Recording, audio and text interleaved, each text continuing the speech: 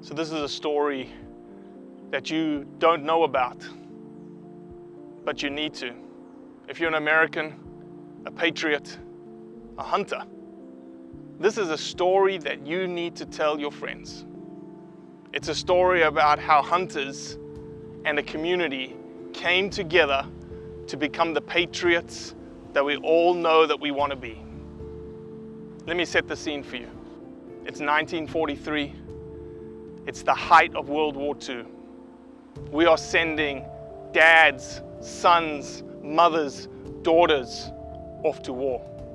Aberdeen, South Dakota is the epicenter for all of these folks going off to war. The train tracks come right through the center of Aberdeen, South Dakota. The community got together under austerity measures, rationing of gas, rationing of food. They wanted to do something for the soldiers. So they did. They fed them. They fed them daily. 500 to 800 soldiers a day were fed. And how did they feed them? The hunters of the community. We can use the limited shotgun shells that we have, and we can get the meat that we can give to the canteen that then can be cooked for the soldiers. That's how the pheasant sandwich was born.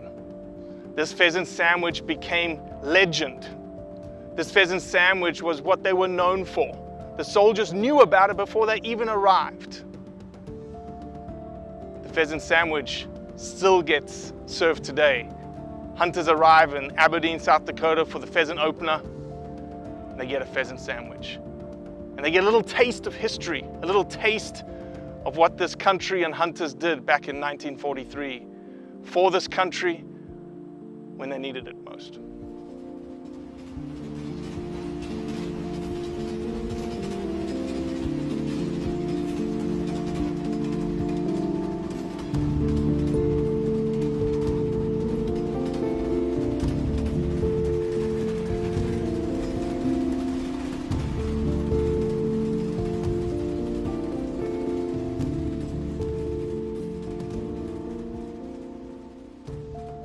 I remember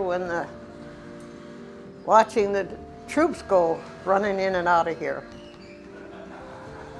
when I was a kid. Vera, I want you to tell me of your first experience in the pheasant canteen. Can you remember that, the first time you walked in? The first time? The first time.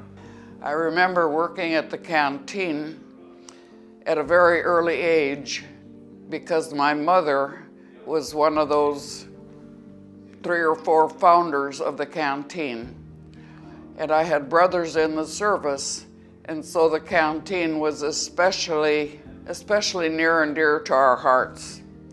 And I lost a brother in the Battle of the Bulge in Europe. And when I think of those days, and I think of sending your son, your boy, off to do battle, because that's what they were going to do. I wonder sometimes how women do that. And then I think the good Lord gave them an extra touch of something. As we have talked about, the game wardens didn't really pay any attention. If they were hunting for pheasants that were coming to the canteen, there was no limitation on what they could bring in. And they had drives for pheasants. About 2 blocks from here, there was a locker storage space, and they would take the pheasants over there and they would get them cleaned, and they stored them at that locker. And then as the women needed them, they could go and get them.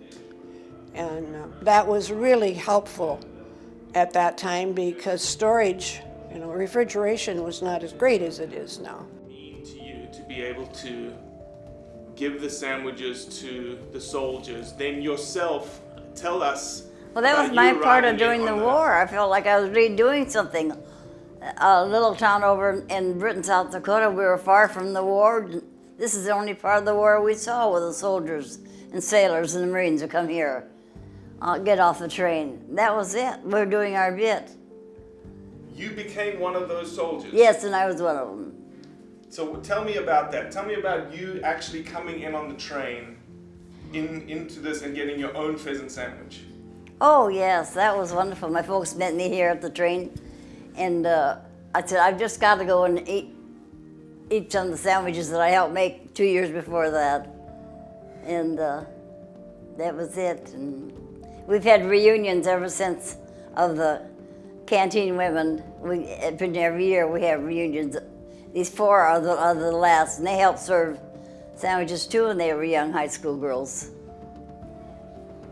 Incredible. I just remember the train coming in, and we always were alerted that it was like 2 miles out or something, because we wanted to be at the ready. Because when that train rolled in, the door opened up and they were just out of their pell-mell. And they had heard about these pheasant sandwiches. And I don't honestly remember how they heard, but they knew that when they got to Aberdeen, there was this thing called a pheasant sandwich. And yet here that, and I just will never forget the days that I spent at the Canteen. They were wonderful, wonderful memories. All of these women were heroes, were patriots. But Miss Bonnie not only was a patriot in serving sandwiches to those soldiers, but she then gave it all up to become a patriot on the front lines. Tell me how you started in the Canteen and what made you want to enlist. Oh, Tell me that story. yes. When I was in high school, I lost 4 of my classmates in the war. And so they all were killed, and so that's why I wanted to join the service. Wow. Patriotic reasons and many other reasons.